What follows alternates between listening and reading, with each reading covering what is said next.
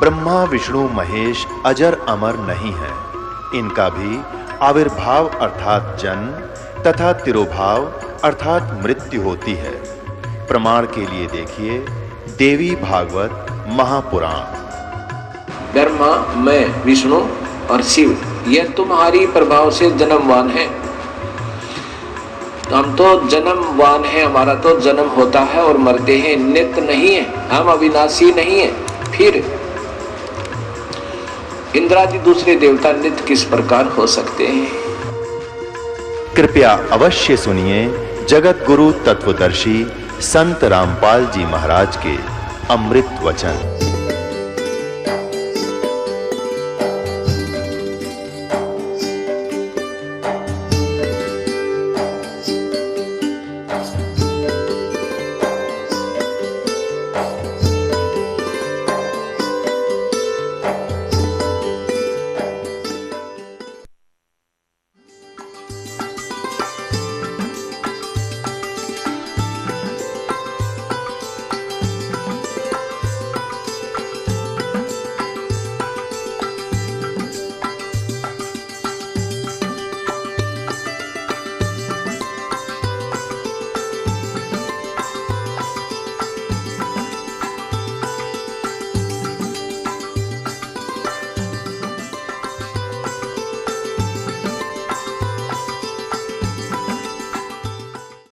अब सुनाऊंगा आपको कथा। भगवान के साथ इन्होंने के जुल्म कराया था, जो यही ज्ञान जो दास आपको बता रहा है और इन सदग्रंथों में दिखा रहा है तो आप मान रहे हो।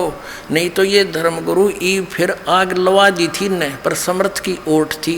क्रोथा कांड यही कारण था। सत्कर मानना तुम आप जी कि इनकी दुकान बंद होने के कागार पर आ गई थी।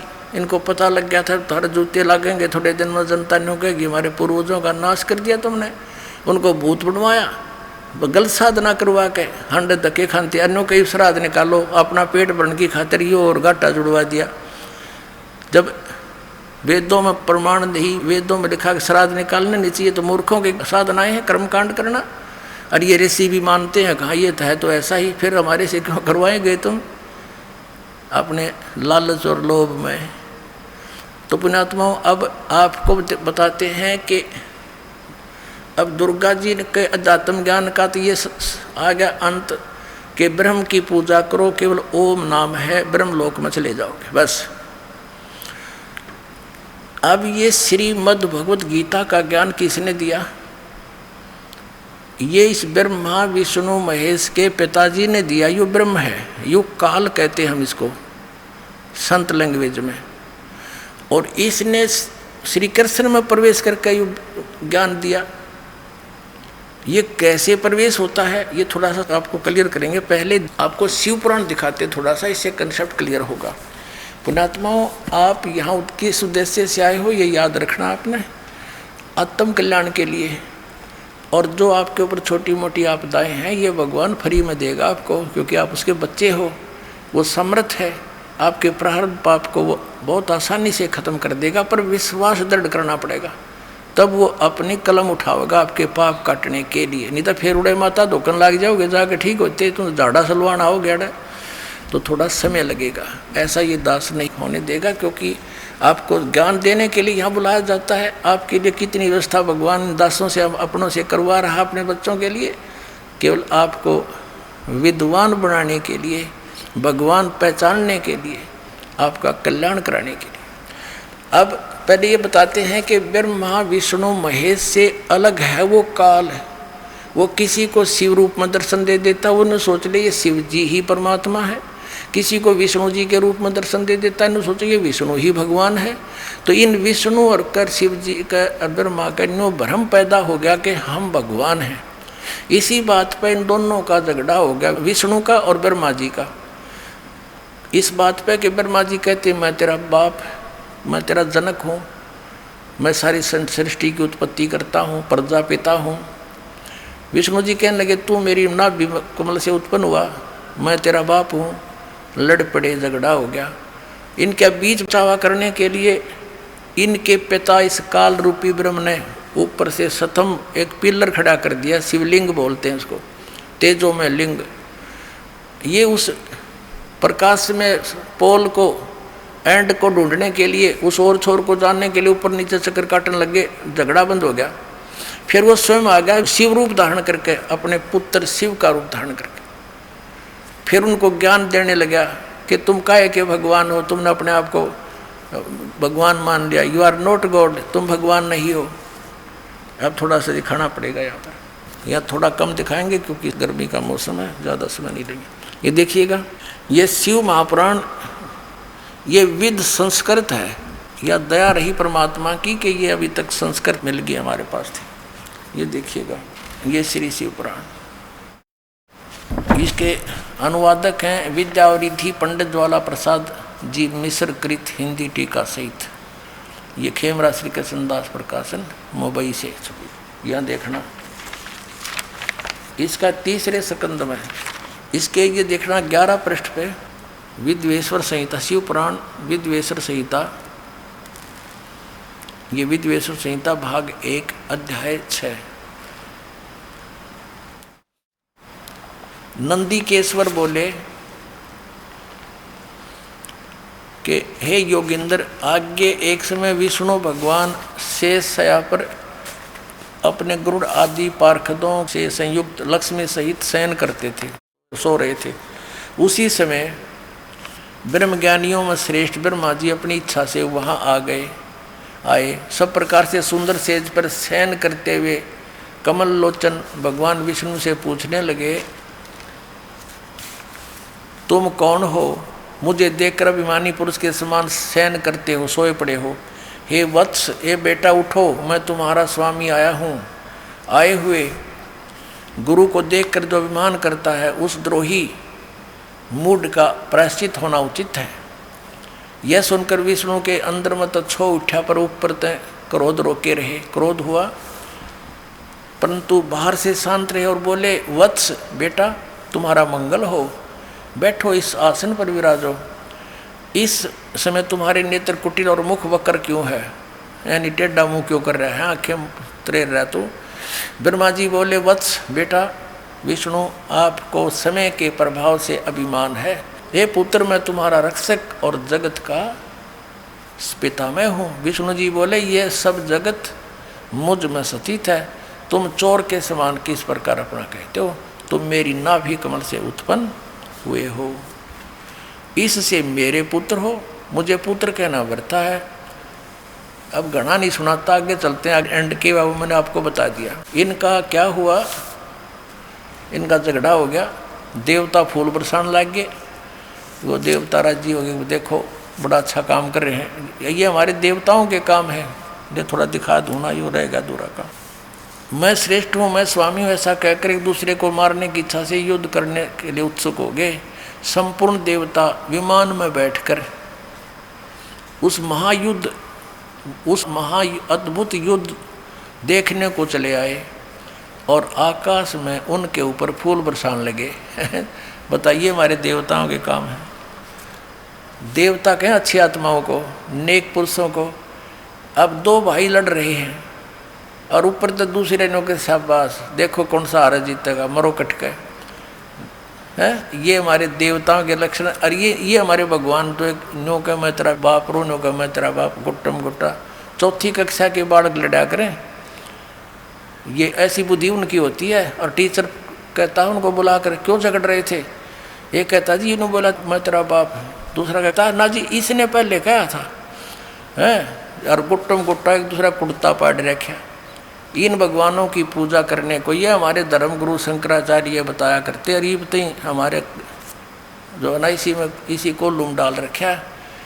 अब ये भगवान नहीं है, दास नहीं कह रहा, इनका इतिहास कह रहा। देखिएगा इसी आगे चल के प्रश्न नंबर 17 पर, प्रश्न नंबर 17 पर है शिव पुराण 17 पृष्ठ। ये है विद्वेश्वर संहिता अध्याय 9। नंदीकेश्वर बोले, इस प्रकार भगवान ने उन नम्र हुए ब्रह्मा और विष्णु पर अनुग्रह करके, आगे दिखाते हैं, उन दोनों की अज्ञानता और वैर को दूर करने के अर्थ दोनों से कहा। किसको? ब्रह्मा और विष्णु को, कि मेरे सकल और निष्कल भेद से दो रूप हैं, परंतु और ईश्वर नहीं है, इस कारण से उसके दो रूप नहीं हो सकते उनके। पहला सतम रूप और दूसरा पीछे मूर्तिमान शिव रूप धारण करके आ गया, वो मेरा दूसरा रूप है किया। इसमें ब्रह्म रूप निष्कल है, वो लिंग खड़ा कर दिया ना, वो तनु का निष्कल है, निष्फल नहीं है, निष्कल है। और ईश्वर रूप सगुण है, मैं तेरे सामने खड़ा शिव रूप धारण करके, ये मेरा सगुण रूप है और निराकार निष्कल, उसकी कोई शकल नहीं। मेरे ये दोनों रूप सिद्ध हैं, दूसरे किसी के नहीं हो सकते। इस कारण से तुम दोनों को अथवा दूसरों को ईश्वरत्व की प्राप्ति नहीं हो सकती। तुमने जो अज्ञान से अपने को ईश मान लिया, तुमने अपने आप को अज्ञानता से भगवान मान लिया, ईश मान लिया, कर्ता मान लिया, यह बड़ा अद्भुत हुआ। उसके दूर करने को ही मैं रण स्थान में आया। तुम अपना अभिमान त्याग कर मुझ ईश्वर में अपनी बुद्धि लगाओ। मेरे प्रसाद से लोक में सब अर्थ प्रकाश करते हैं। क्या बताता है कि मैं ब्रह्म हूँ, जगत के वर्धक होने से मैं ब्रह्म हूँ। हे ब्रह्म केशव सत्वोत व्यापक ये होने से मैं आत्मा हूँ।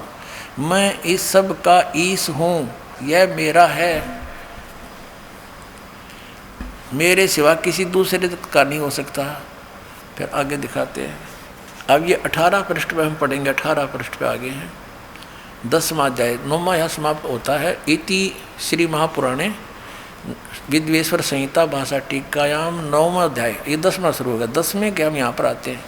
10वें श्लोक में ये काल कह रहा है ब्रह्मा और विष्णु को, पुत्रो तुम यह कृत आपने तप से प्राप्त किया है जो कि सृष्टि और उत्पत्ति, सृष्टि की उत्पत्ति और पालन कहता है। ब्रह्मा को उत्पत्ति और विष्णु को पालन, जो महकमा दिया है विभाग, वो मैंने दिया है, अपने तप करके प्राप्त किया। सृष्टि उत्पत्ति पालन कहता है, सो मैंने प्रसन्न होकर तुम्हें दिया है। इसी प्रकार दूसरे दो रूप, दो कृत यानी दो जॉब, दो विभाग रुद्र और महेश को प्रदान किए हैं, परंतु अनुग्रह कृत कोई भी पाने वह समर्थ नहीं।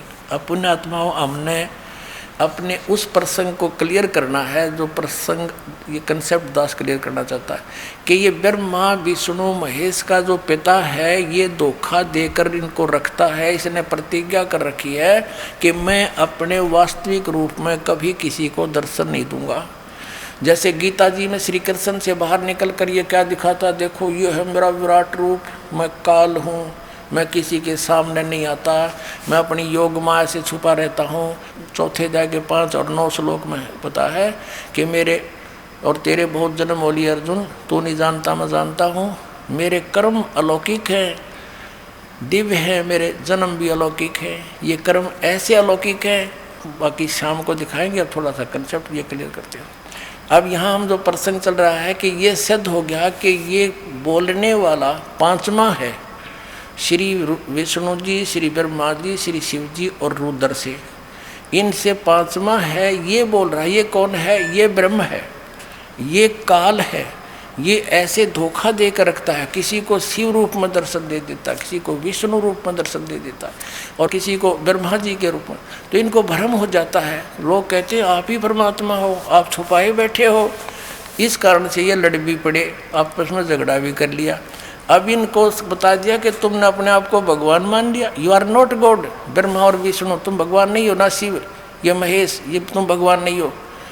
और पुण्यात्माओं, ये हमारे शंकराचार्य और हमारे गुरु आचार्य मंडलेश्वर, ये हमारी इनों ये भगवान है। और इनका इतिहास और पुराण बताओ, ये भगवान है ही नहीं। तो ये हमारे साथ कितना धोखा कर रहे थे।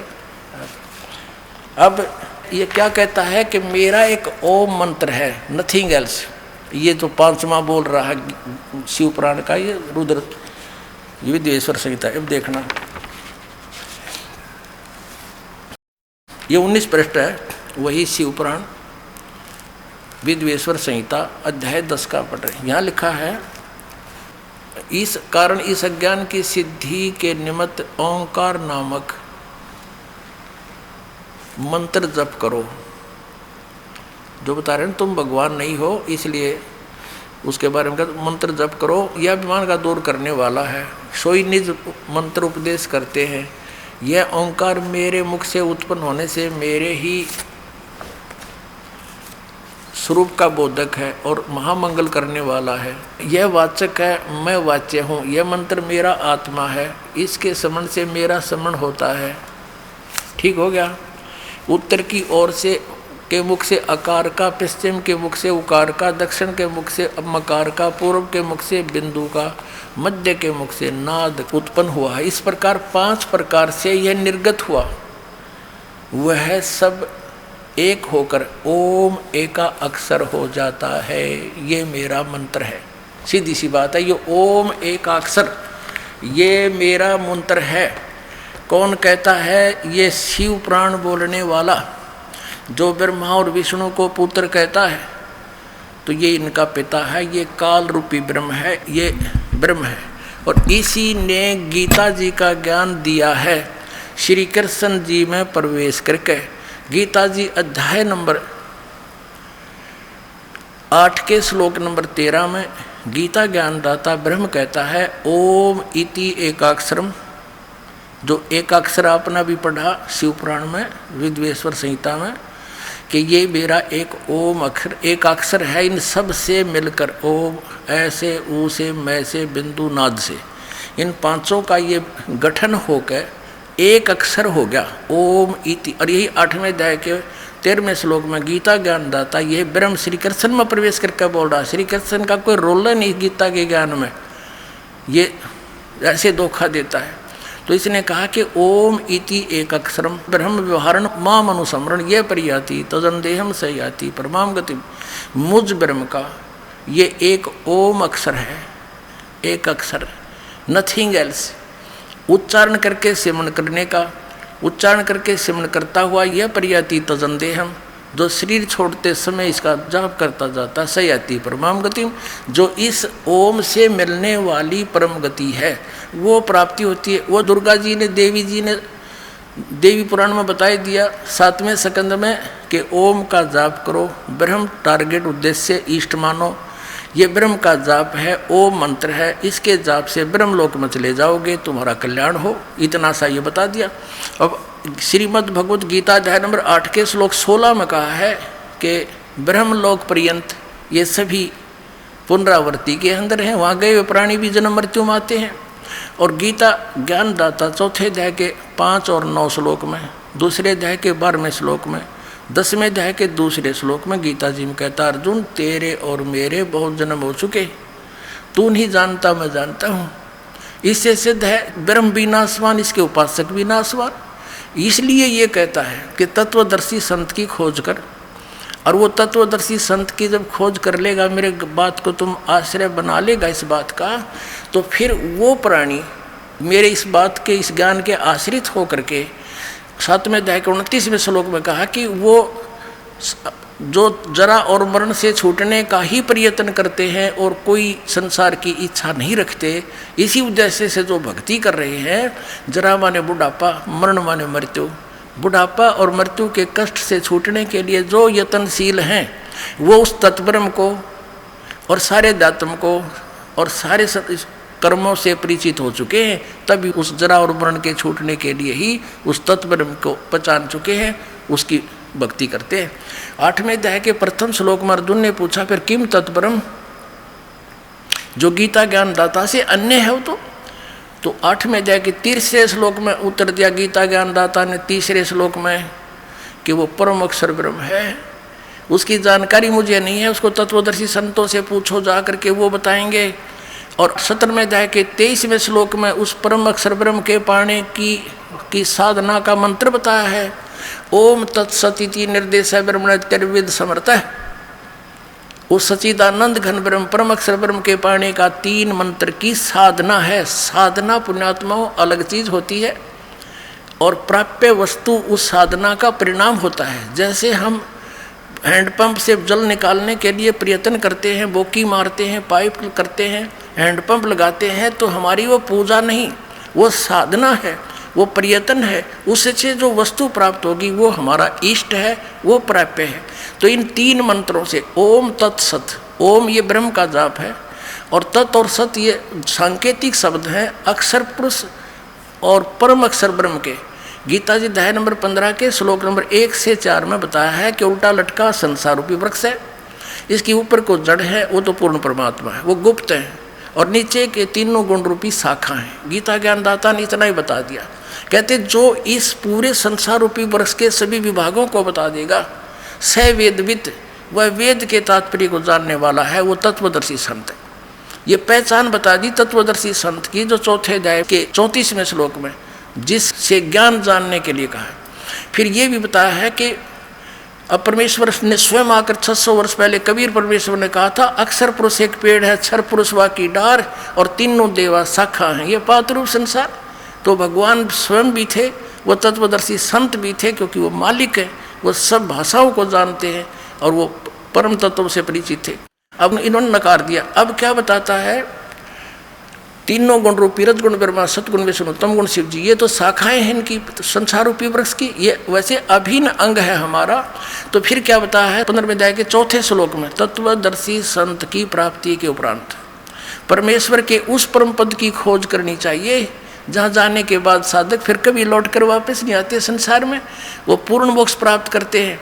और जिस परमेश्वर से सारे संसार रूपी वृक्ष की प्रवृत्ति विस्तार को प्राप्त हुई है, यानी जिसने सारे ब्रह्मांडों की रचना की है, और मैं भी उसी की शरण हूँ, उसके अतिरिक्त कोई साधना किसी की नहीं करनी चाहिए, उसकी भक्ति करो। 18वें अध्याय के 62वें श्लोक में कहा कि अर्जुन तू सर्वभाव से उस परमेश्वर की शरण में जा, उसकी कृपा से तू परम शांति को और सनातन परम धाम यानी उस सतलोक को प्राप्त होगा, तेरा पूर्ण कल्याण होगा। तो पुण्यात्मा, अध्यात्म ज्ञान कंप्लीट, ना ब्रह्मा को ज्ञान, ना विष्णु को, ना शिव को, और ना दुर्गा को, और ब्रह्म को भी नहीं। वो कहता है उस तत्वदर्शी संतों को पूछो, तो वो तत्वदर्शी संत ये दास है जब पहचाना जाता है। बोलो सतगुरुदेव।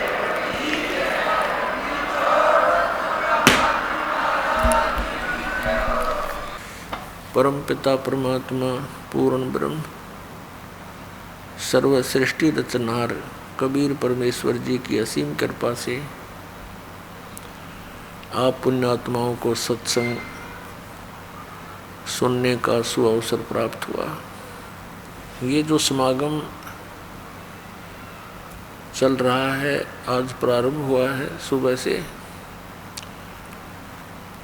ये उस शुभ दिन के उपलक्ष्य में है जिस दिन हमारे जनक, हमारे परमपिता, हमारे हमदर्द, वो सुख के सागर सत्य पुरुष परम अक्षर ब्रह्म पूर्ण परमात्मा अपने निज स्थान से सतलोक से गति करके, वहाँ से प्रस्थान करके चलकर आए। वो शुभ दिन है इस कलयुग का ज्येष्ठ सुदी पूर्णमासी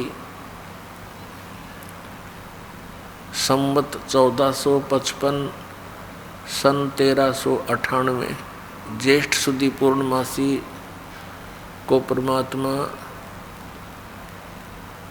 सतलोक से चलकर आए थे। एक शिशु रूप धारण किया, काशी के अंदर, बनारस के अंदर एक लहर तारा नामक तालाब के ऊपर परमात्मा शिशु रूप धारण करके विराजमान हुए। वहाँ से नीरू नीमा नाम के एक जुलाहा दंपति जो निसंतान थे, परमात्मा को घर ले आए। और जुलाहे के घर परवरिश की लीला होने के कारण बड़े होकर वो परमात्मा जुलाहे का कार्य करने लगे। पुण्यात्माओं, हम काल के जाल में फंसे हुए हैं और वो परमात्मा आकर ही हमें यहाँ सतर्क करते हैं कि मनुष्य जीवन तुम्हें प्राप्त हुआ और मनुष्य जीवन को प्राप्त करके आप जी भक्ति नहीं कर रहे हो, परमात्मा का नाम जाप नहीं कर रहे हो तो आप अपने मनुष्य जीवन का सदुपयोग नहीं कर रहे। उस परमात्मा के अतिरिक्त जो भी हमें अध्यात्म ज्ञान दिया जाता है वो काल तक सीमित होता है। उस काल तक सीमा में जन्म और मृत्यु सदा बनी रहती है और काल भगवान जिसे सरपुरुष भी कहते हैं, ये स्वयं भी नाशवान है। ये 21 ब्रह्मांड का स्वामी है। तो उसमें इन्हीं नकली गुरुओं ने, हमारे हिंदू धर्म के गुरुओं ने, मुसलमान धर्म के मुल्ला और काजियों ने परमात्मा के इस यथार्थ ज्ञान को जनता तक नहीं आने दिया। ये बीच में ही टांग अड़ाए रखा और कहते रहे कि कबीर अशिक्षित है, जुल्हाए के घर में इसका जन्म है, ये क्या जाने सदग्रंथों के अंदर गूढ़ रहस्यों को, ये झूठ बोलता है। पुण्यात्मा परमात्मा 600 वर्ष पहले क्या कहा करते, वो बताया करते थे कि ये तीनों देवता रजगुण ब्रह्मा, सतगुण विष्णु, तमगुण शिव जी, ये नाशवान हैं, इनकी जन्म मृत्यु होती है और श्री देवी जी दुर्गा इनकी माता है और काल रूपी ब्रह्म ज्योति निरंजन इनका पिता है। पूर्ण परमात्मा अन्य है और परमेश्वर कहा करते कि मैं ही वो अलग अल्लाह हूँ।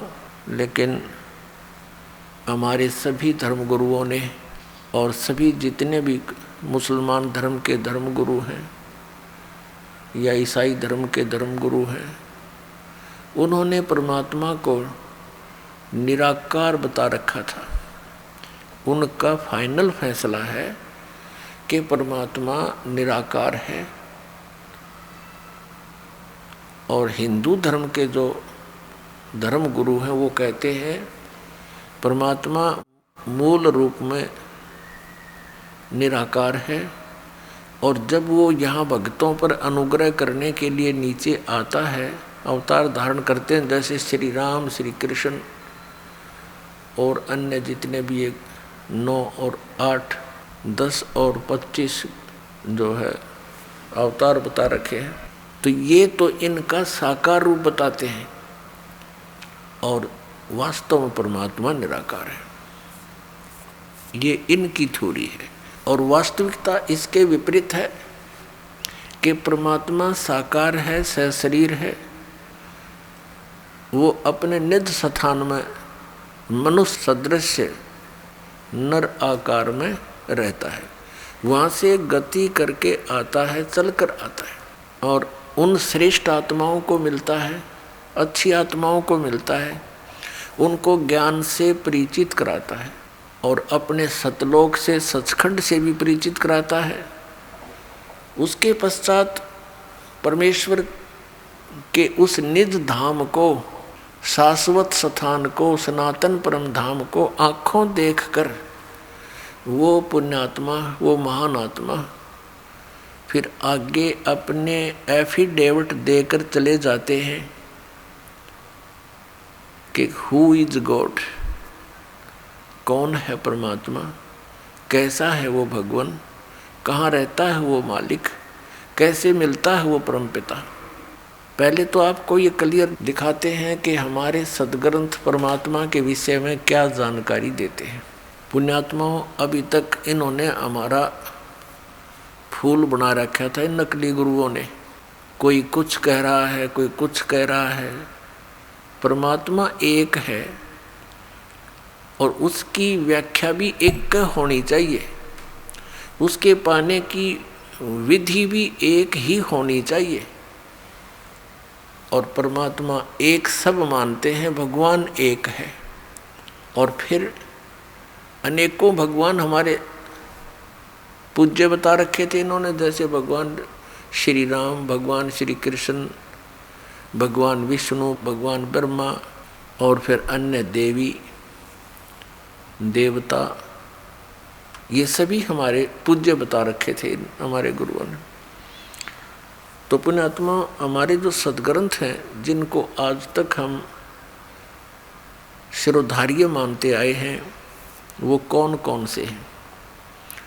पवित्र चारों वेद, पवित्र श्रीमद् भगवत गीता और पवित्र 18 पुराण। अब इन सदग्रंथों में भी अंतर है। जैसे ये 4 वेद, ये गॉड गिवन है, ये प्रभु दत्त हैं, परमेश्वर ने दिए हैं। और श्रीमद् भगवत गीता, ये भी गॉड गिवन है। श्रीमद् भगवत गीता में ये काल स्वयं वक्ता बना श्री कृष्ण में प्रवेश करके, जिस कारण से इसने श्रीमद् भगवत गीता में कुछ अपना मत जोड़ दिया, योग कर दिया। और वो मत यानी इसके विचार यदि वेदों से नहीं मिलते हैं तो फिर वो हमें मान्य नहीं है। ये 4 वेद पहले सर्वप्रथम परमात्मा ने ये कंप्लीट ज्ञान दिया था, पूर्ण ज्ञान इस सरपुरुष यानी ज्योत स्वरूपी निरंजन ब्रह्म के अंतःकरण में ये पूर्ण ज्ञान फीड कर दिया था, फैक्स कर दिया था सतलोक से, और उसका समय निर्धारित कर दिया था। इतने समय उपरांत अपने आप इसके शरीर से ये बाहर आ गया था संपूर्ण अध्यात्म ज्ञान। इस काल भगवान ने जब इन 4 वेदों को देखा तो इसने क्या किया, इसमें से वो भाग निकाल दिया जिसमें पूर्ण परमात्मा के पाने की विधि और सतलोक के अंदर वर्णित विशेष जानकारी जो थी, वहाँ क्या स्थिति है, कैसे रहते थे, तुम यहाँ कैसे आए, ये भी ज्ञान था। इसने उस पोर्शन को, उस भाग को निकाल कर नष्ट कर दिया। शेष जो ज्ञान है अपने पुत्र ब्रह्मा को दे दिया। आगे चलकर ये 4 वेद कहलाए, उसके 4 भाग कर लिए। जिस वेद के भाग को इस ज्योत निरंजन ने अर्थात इस काल भगवान ने, ब्रह्म ने नष्ट किया था, उसको दोबारा देने के लिए परमात्मा स्वयं आते हैं और वो अपने मुख कमल से बोलकर उस अमृत ज्ञान को सुनाते हैं। वो ब्रह्मणे मुखे सच्चिदानंद घन ब्रह्म की वाणी कहलाती है। श्रीमद् भगवत गीता,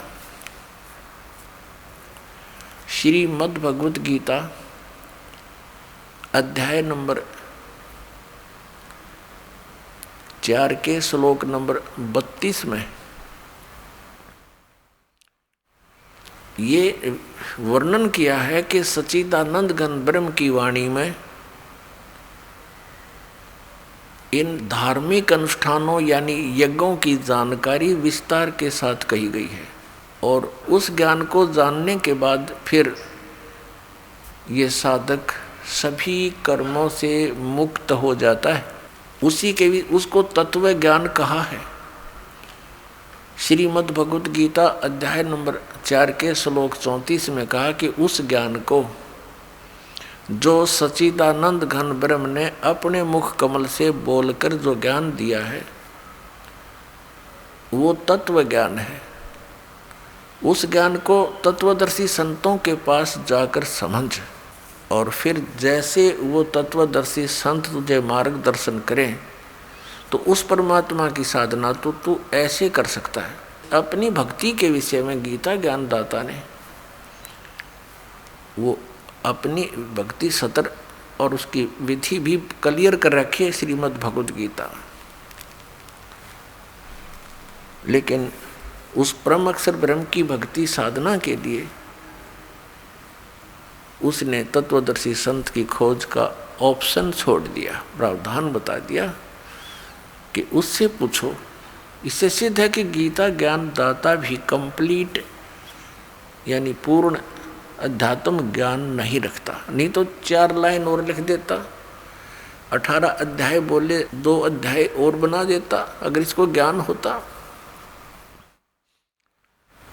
तो पुण्यात्माओं, उस ज्ञान को बताने के लिए परमात्मा स्वयं आए थे।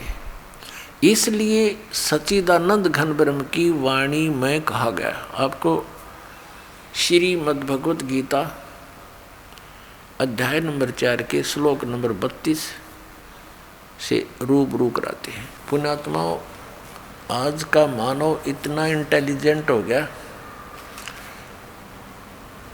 कि ऐसे इंटरनेट बना लिए, हवाई जहाज बना लिए, ऊपर के ग्रहों तक भी पहुंचने की चेष्टा कर रहा है, और कंप्यूटर बना लिए।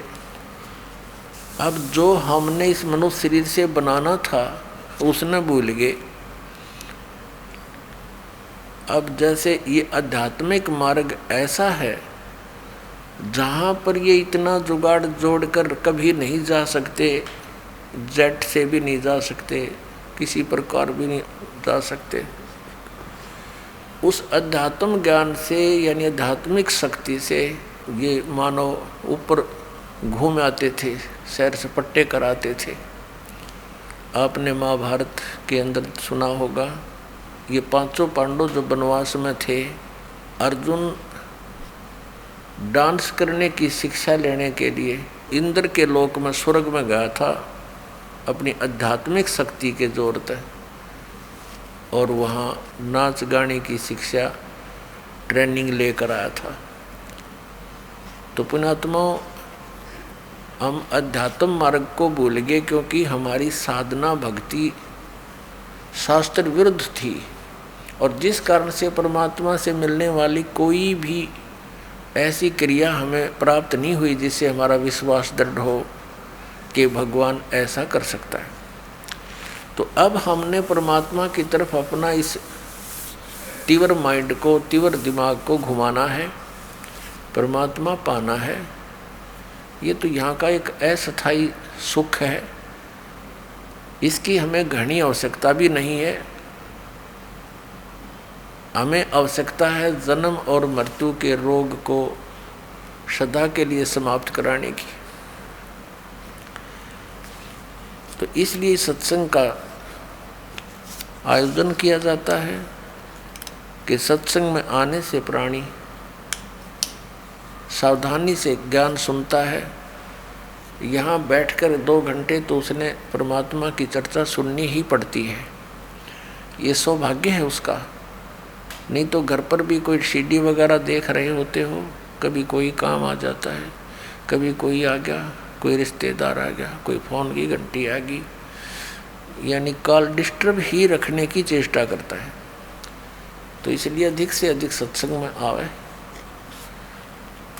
और इस ज्ञान को गहराई से समझे। अब आपको जो दास दिखाना चाहता है कि हमारे सदग्रंथ क्या बताते हैं और हमारे धर्म गुरु हमें क्या बताया करते थे, उन्होंने आज तक हमारी इन सदग्रंथों के अनुवाद को भी ढंग से नहीं करके दिया हमें, क्योंकि वे तत्व ज्ञानहीन थे। अब देखिएगा, श्रीमद् भगवत गीता जयदयाल गोविंद का इसके अनुवादक हैं। गीता प्रेस गोरखपुर से प्रकाशित है। अध्याय नंबर 4 का अब श्लोक नंबर हम 25 से लेकर आपको पहले 32 तक पढ़कर सुनाते हैं। अध्याय नंबर 4 श्लोक नंबर 25। इसमें यह बताया जा रहा है कि कुछ अपने माने अन्य योगीजन देवताओं के पूजन रूप यज्ञ का ही भली भांति अनुष्ठान किया करते हैं। योगी माने साधक। कुछ साधक तो देवताओं की ही पूजा करते हैं और अन्य साधक ब्रह्म अग्नो, हमने संस्कृत भी साथ देखनी पड़ेगी, यानी ब्रह्म अग्नो यज्ञेन, ये परब्रह्म नहीं, ब्रह्म को ही इष्ट मानकर जो साधना करते हैं उनका जिक्र समझो। यज्ञ के द्वारा ही आत्म रूप यज्ञ का ही हवन यानी अनुष्ठान किया करते हैं, पूजन किया करते हैं। ये 26 नंबर है। अन्य यानी दूसरे योगीजन साधक श्रोत्र आदि समस्त इंद्रियों को संयम रूप अग्नि में हवन किया करते हैं। और दूसरे योगीजन शब्द आदि, शब्द स्पर्श रूप रसगंध, इनसे ही विषयों से ही हटने के लिए कोई अनुष्ठान करते हैं। समस्त विषयों को इंद्रिय रूप अग्नि में हवन किया करते हैं। अब 27 में दूसरे योगीजन इंद्रियों की संपूर्ण क्रियाओं को और प्राणों की समस्त क्रियाओं को, प्राण माने श्वासों की क्रियाओं को ज्ञान से प्रकाशित आत्म संयम योग रूप अग्नि में हवन किया करते हैं। यानी अपना संयम बनाने के लिए ही अभ्यासरत होते हैं। 28 में चौथे अध्याय का 28, कई पुरुष कई साधक भक्त द्रव्य संबंधी यज्ञ करने वाले हैं। यानी जैसे कहीं भंडारा करवा दिया, कहीं पर कंबल बांट दिए और कहीं पर कोई धर्मशाला बनवा दी, तो कहते हैं इस कुछ इन्हीं को ही अपना अंतिम भक्ति लक्ष्य मानते हैं। और कुछ तपस्या ही करते हैं, तपस्या रूप यज्ञ करने वाले हैं। तथा अन्य दूसरे योगी योग रूप यानी आसन वगैरह करते रहते हैं, इसी में पेट का पानी हिला दिया, लोग रजा दिए, अध्यात्म इसी को मानते हैं। और कुछ अहिंसा आदि तीक्ष्ण व्रतों से युक्त यत्नशील पुरुष, यानी जैसे मुंह पर पट्टी बांध गए, नंगे पैर घूमना, इस तरह के एक झाड़ू सा लेकर फिरना, इस तरह की साधना को ही वो अपना अंतिम लक्ष्य, अंतिम उपलब्धि, अंतिम साधना मान रहे हैं। यत्नशील पुरुष स्वाध्याय रूप ज्ञान यज्ञ करने वाले हैं। अब जैसे कोई गीता जी का पाठ कर लिया, किसी ने ये गायत्री मंत्र बना लिया, यजुर्वेद के अध्याय नंबर 36 के मंत्र नंबर 3 के आगे एक ओम अक्षर लगा लिया इन्होंने, उसी का जाप करते रहते हैं और इसी से मोक्ष मानते हैं। नहीं, सदग्रंथ के किसी भी अंश को, किसी भी मंत्र या अध्याय को पढ़ने से उससे परमात्मा की जानकारी अवश्य हो जाती है, लेकिन मोक्ष नहीं। मोक्ष प्राप्ति की विधि उससे भिन्न होती है। जैसे बिजली है, लाइट, इलेक्ट्रिसिटी, इसके गुणों को बार बार गाता रहे, सुनाता रहे, कविता बना ले वह तो बहुत अच्छी है, अंधेरे को उजाले में बदल देती है। और वो प्रोसीजर अपनावे नहीं, वो तरीका अपनावे नहीं जिससे कनेक्शन मिले, और कनेक्शन मिले बिना वो जो गुण हैं बिजली में वो प्राप्त नहीं हो सकते। इसलिए स्वाध्याय का जो कारण है, इसका लाभ क्या है, हमें जानकारी होती है कि भगवान कैसा है, कहाँ रहता है, कैसे मिलता है। और जब तक वो साधन नहीं अपनाएंगे तो उस ज्ञान का क्या फायदा, हमें यूज ही नहीं। तो ये बताया है कि कुछ स्वाध्याय रूपी ज्ञान यज्ञ करते रहते हैं करने वाले। आगे देखना अब 29 और 30 में क्या कहा है, अध्याय नंबर 4 के 29 और अब 28 पढ़ लिया। इसमें क्या कि दूसरे कितने ही योगी जन अपान वायु में प्राणवायु को हवन करते हैं, यानी योग अभ्यास में लगे रहते हैं, श्वास उश्वास की क्रिया प्राणायाम वगैरह करके। अन्य योगी जन प्राणवायु में अपान वायु को हवन करते हैं। अन्य कितने ही नियमित आहार अल्पाहारी रहते हैं, कुछ प्राणायाम प्रयाण पुरुष कुछ प्राणायाम करते रहते हैं, प्राण और अपान की गति को रोक कर प्राणों को प्राणों में ही हवन किया करते हैं। ये सभी साधक यज्ञों द्वारा पापों का नाश कर देने वाले, यज्ञों के जानने वाले हैं। इसका अर्थ ये है कि जितने भी साधक हैं ये अपनी अपनी साधना को पाप नाशक जानने वाले हैं। यदि इनको ये पता लग जाए कि ये साधना ठीक नहीं है तो ये तुरंत त्याग दें, कोई ना डले डोए। अब चौथे अध्याय के 31वें श्लोक में ये कहा है कि जो सत साधना नहीं करते, यज्ञ से बचे हुए अमृत का अनुभव करने वाले सनातन परम धाम को प्राप्त होते हैं। अपने आत्मा श्रीमद् भगवत गीता अध्याय नंबर 3 के श्लोक नंबर 10 से लेकर 15 तक एक विशेष विवरण दिया है कि जो पूर्ण परमात्मा को, परम अक्षर ब्रह्म को इष्ट मानकर और सत साधना करते हैं, उनको भोग लगाकर उससे बचे हुए अन्न को खाते हैं, वो सर्व पापों से मुक्त हो जाते हैं। तो यहाँ भी उसी का एक हिंट दिया है चौथे अध्याय के 31वें श्लोक में कि यज्ञ से बचे हुए यानी सत साधना जो हम करते हैं, परमात्मा को भोग लगाते हैं, वो बचा हुआ जो प्रसाद है, हलवा कढ़ा या जो भी प्रसाद है, तो उसको हम सभी भक्त यहाँ खाते हैं। तो इससे भी हमारे बहुत से जो है पाप नाश होते हैं, क्योंकि यहाँ परमात्मा की वाणी चलती है, तत्व ज्ञान चलता है, भोग लगता है, तो उसके आहार से भी हमारे इस प्रसाद रूप में खाने से पाप नाश होते हैं। क्योंकि यहाँ शास्त्र अनुकूल साधना है। शास्त्र अनुकूल साधना में प्रत्येक जो भी यज्ञ है, अनुष्ठान है, इन सब का विशेष लाभ साधक को प्राप्त होता है। तो देखिएगा चौथे अध्याय का अब 31वां श्लोक सुनाते हैं। इसमें कहा कि हे कुरुश्रेष्ठ अर्जुन, यज्ञ से बचे हुए अमृत का अनुभव करने वाले योगी जन यानी साधक सनातनम ब्रह्म यान्ति, उस सनातन यानी गीता ज्ञान दाता से अन्य है ये परमात्मा, सनातन ब्रह्म को, परब्रह्मणी सनातन परमात्मा को प्राप्त होते हैं, अविनाशी भगवान को प्राप्त होते हैं। यज्ञ न करने वाले यानी ये जो यज्ञ नहीं करते, यानी साधनाएं नहीं करते, भक्ति नहीं करते, जो धार्मिक अनुष्ठान नहीं करते, उनके विषय में फिर क्या बताया है? जो यज्ञ न करने वाले पुरुषों के लिए, यानी जो भक्ति साधना करते ही नहीं, तो यह मनुष्य लोग भी सुखदायक नहीं है। फिर परलोक कैसे सुखदायक हो सकता है? भावार्थ ये है कि जो साधना नहीं करते, भक्ति नहीं करते, वो यहाँ भी दुखी और आगे भी दुखी। अब जो दास आपको जिस पॉइंट पर लाना चाहता था, अब हम आए हैं।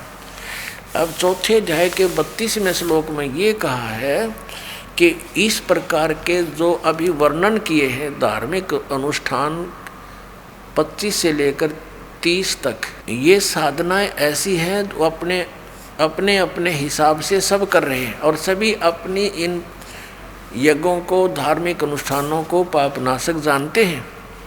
अब यहाँ बताया है कि इस प्रकार की बहुत विस्तार के साथ यज्ञों की जानकारी उस सच्चिदानंद घन ब्रह्म की वाणी में विस्तार के साथ कही है। अब सच्चिदानंद ब्रह्म की वाणी कौन सी है? अब जैसे गीता है, ये वेदों का ज्ञान है, चारों वेदों का, तो वो सच्चिदानंद घन ब्रह्म की वाणी उन वेदों, गीता, पुराणों से भिन्न है, जो परमेश्वर ने स्वयं अपने मुख कमल से बोली है। अब देखना, पढ़ो एक बार इसको। अब वैसे विश्वास नहीं होगा, मौखिक बहुत धोखा खा चुके हैं हम। अध्याय 4 श्लोक नंबर 32 में इस प्रकार बहुत तरह के, बहुविधा, बहुत तरह के यज्ञ, यहाँ इन्होंने गलती कर दी, ब्रह्म ने मुख्य का अर्थ कर दिया वेद की वाणी, ये गलत कर दिया। अब देखो यहाँ विचलित हो गई है। अब आपको दिखाते हैं अध्याय नंबर 17 और श्लोक नंबर 23। इसमें क्या बताया है? ओम तत्सत इति निर्देश है ब्रह्मण, ब्रह्मण है त्रिविध समर्थ है, ये ब्रह्मण शब्द है इसके अंदर। इसका अनुवाद इन्होंने क्या किया है? ओम ओम तत् तत् सत सत इति, यह त्रिविध मन 3 प्रकार का, ब्रह्मण माने सच्चिदानंद घन ब्रह्म का निर्देश है, समर्थ है, नाम कहा है। हमने सिर्फ इतना लेना, इसको फिर बाद में छेड़ेंगे। ब्रह्मणे माने सच्चिदानंद घन ब्रह्म। अब फिर हम वापस आते हैं चौथे अध्याय में आगे हम फिर श्रीमद् भगवद गीता का, और ये देखिएगा 32वां श्लोक। इसमें ब्रह्मणे मुखे शब्द है, ब्रह्मणे मुखे एवं बहुविधा यज्ञ वित्तता ब्रह्मणे मुखे कर्मजान विधितान सर्वान एवं ज्ञात्वा विमोक्षसे। इसका अर्थ है कि इस प्रकार और भी बहुत प्रकार के यज्ञ माने धार्मिक अनुष्ठानों की जानकारी, यहाँ लिखना था सच्चिदानंद घन ब्रह्म की वाणी में, यानी मुखे माने उनके मुख कमल से बोली गई। मुखे का अर्थ है उस परमात्मा के द्वारा अपने मुख कमल से बोली गई उस वाणी में, वो कबीर वाणी है। अब देखना, इन्होंने यहाँ वेद की वाणी लिख दिया, ये कोई अर्थ हुआ? ब्रह्म का अर्थ वेद करना इनकी अज्ञानता है। जैसे इन्होंने इस गीता जी में बहुत जगह अनुवादों में फेरबदल करने की चेष्टा की अज्ञानता के कारण। जैसे 7वें अध्याय के 18वें श्लोक में अनुत्तमम शब्द है, ये केवल श्री कृष्ण जी को सुप्रीम पावर मान कर चल रहे थे, परम शक्ति मान रहे थे, जबकि श्री कृष्ण का तो रोल ही नहीं गीता के ज्ञान में। वो तो इनका पिता बोल रहा है ब्रह्म, और वो कह रहा है कि ये साधक मेरे वाली साधना में अनुत्तम साधना में लीन है, क्योंकि जन्म मृत्यु ना इनकी मिटे ना हमारी मिटे, मेरी मिटे। इस प्रकार इसलिए 18वें अध्याय के 62वें श्लोक में कहा कि उस परमेश्वर की शरण में जा जिसकी कृपा से तू परम शांति को सनातन परम धाम को प्राप्त होगा।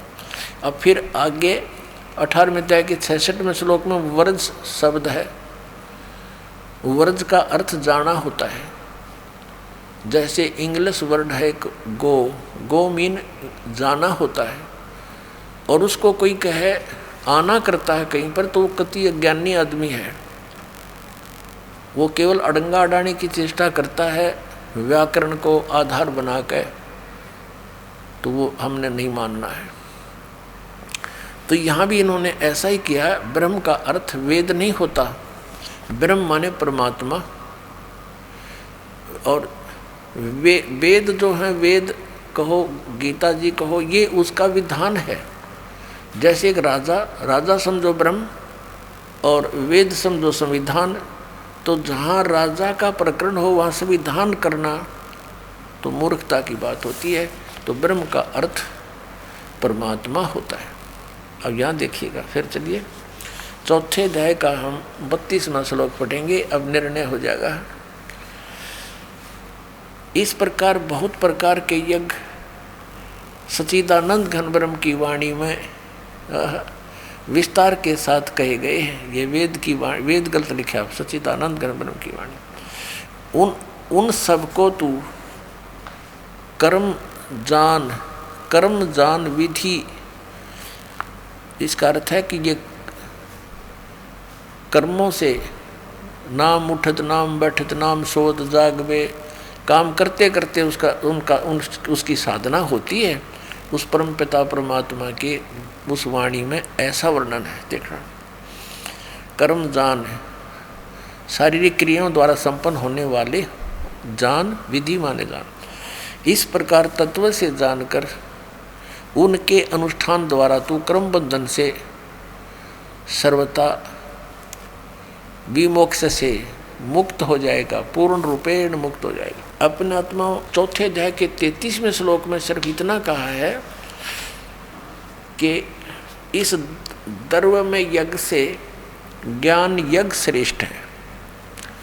द्रव्य में यज्ञ कौन सी होती है? जो धन से संपन्न होती है। यज्ञ जैसे भंडारा है, कहीं पर कोई मंदिर बनवा दिया जिसको धर्म मानते हैं, कहीं कंबल बांट दिए, इस तरह के कोई धर्मशाला बनवा दी। तो कहने का भाव ये है कि पहले तू ज्ञान समझ, उस तत्व ज्ञान को ना समझकर अंधाधुंध वैसे ही कोई दान करने धर्म करने की बजाय ज्ञान यज्ञ श्रेष्ठ है। उस ज्ञान को समझ, उसके बाद फिर उस तत्व ज्ञान के आधार से तो फिर वो धर्म कर। ऐसे आंख मीच कर वैसे अंधाधुंध धर्म करने से कोई लाभ नहीं होता। इसका ये भाव देखिएगा। चौथे अध्याय का श्रीमद् भगवत गीता अध्याय नंबर 4 का श्लोक नंबर हम अब 33 पढ़ेंगे। इसका आगे वर्णन है।